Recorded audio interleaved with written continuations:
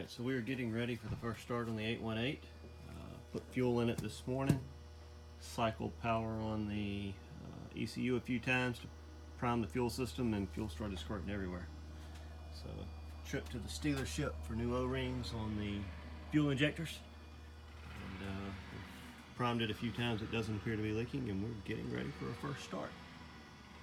So somebody's starting the lawnmower too, so that's not the car trying to start that you hear in the background of the video. Laptop was being a little finicky with all the adapters, so we brought a little desktop out here, and we're set up connected to the ECU. My buddy Daniel, and we're getting ready for our first start. So we'll clip the videos together, so you only got one long video to watch. All right, we're recording. So here we go.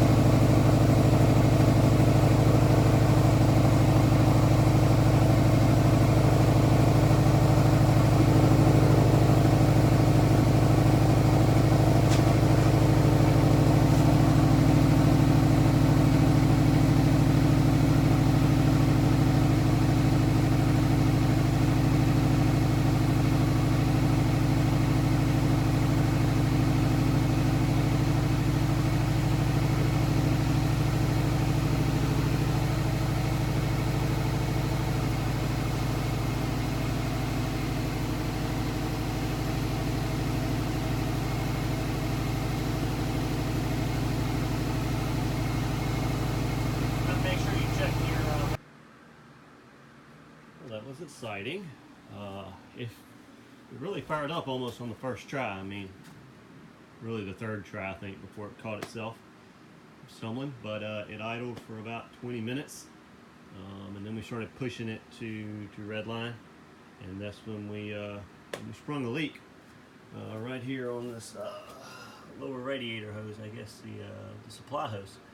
It was spewing out right here, I believe, if I remember correctly. Wish I'd taken a video of that. So I've got to figure out why that hose is leaking right there.